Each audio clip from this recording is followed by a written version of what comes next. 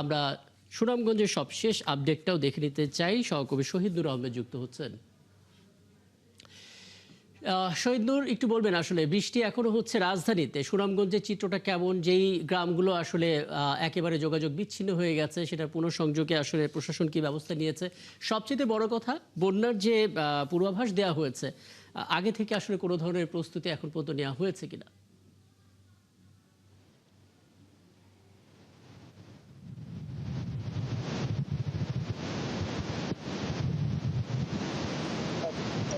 রাকিব, ধন্যবাদ আপনাকে। দেখুন, আমি যেখানটাতে আছি এটা হচ্ছে সুরমা নদীর পাড়। দেখতে পাচ্ছেন আমার ঠিক পেছনেই হচ্ছে সুরমা নদী এবং প্রবল স্রোত কিন্তু উজান থেকে ভাটির দিকে যাচ্ছে।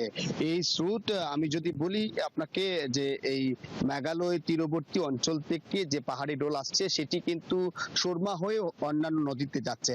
আমি যদি জানাই কুশিয়ারা নদী, যেটি অন্যতম দ্বিতীয় বৃহত্তম নদী, সেটির পাহাড়ি ঢোলের কারণে সেই জায়গাতে এখনো বিপদসীমা রয়েছে পানি, এবং এতে জগন্নাথপুরের রানীগঞ্জ এলাকাতে আসলে ঢল একটি সড়ক ডুবে এবং ভেঙে গেছে। এখানে 8টি গ্রাম বিচ্ছিন্ন হয়ে পড়েছে।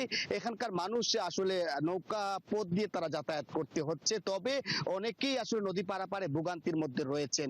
স্থানীয়রা দাবি করেছেন তাদেরকে যাতে অন্ততপক্ষে সাময়িকভাবে প্রশাসনের পক্ষ থেকে যোগাযোগের একটা ব্যবস্থা করা হয়, কিন্তু এখনো পর্যন্ত আমরা সেটি দেখিনি। আমরা কথা বলার চেষ্টা করেছিলাম জেলা প্রশাসকের সাথে, তিনি যেমনটা জানিয়েছেন যে তারা এখনো পর্যন্ত দুর্যোগের যে প্রস্তুতি তারা সম্পূর্ণ করেছেন।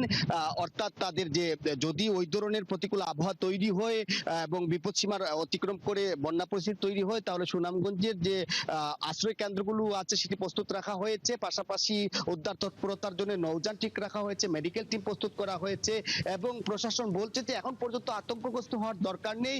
এখনো পর্যন্ত উজানে যে বৃষ্টিপাতের রেশিও কমে গেছে, এর ফলে হয়তো নিম্নাঞ্চলে স্বস্তি ফিরে আসতে পারে। পানি উন্নয়ন বোর্ড জানিয়েছে 48 ঘন্টা বৃষ্টিপাত হতে পারে এবং নদীর পানি হয়তো বিপদসীমা অতিক্রম করতে পারে। তবে এখনো পর্যন্ত তারা বলছে যে বন্যা পরিস্থিতি তৈরি হয়নি। তবে কুশিয়ারা নদীতে 8টি গ্রামের মানুষ বিচ্ছিন্ন রয়েছে যোগাযোগ ব্যবস্থা। তারা দাবি করেছে তাদেরকে যাতে অন্ততপক্ষে নৌ চলাচলের মাধ্যমে প্রশাসনিকভাবে সহযোগিতা করা হয়। তো এই ছিল সুনামগঞ্জের কুশিয়ারা জি, এবং তার মানে একটা বড় স্বস্তির খবর যে বন্যার যে সম্ভাবনা বা শঙ্কা, সেটা আসলে এখন পর্যন্ত যা পরিস্থিতি তাতে নেই। অন্তত 48 ঘন্টার যে পূর্বাভাস, তাতে সেটাই মনে হচ্ছে। তবে একটা চ্যালেঞ্জ হচ্ছে বিচ্ছিন্ন হয়ে যাওয়া গ্রামগুলোর মানুষের কাছে আসলে ত্রাণ পৌঁছে দেওয়া। ধন্যবাদ। নিশ্চয়ই পরবর্তীতে আরো কথা হবে আপনার সঙ্গে। শহীদ নূর আহমেদ যুক্ত হয়েছিলেন, সুনামগঞ্জের আপডেট জানাচ্ছিলেন।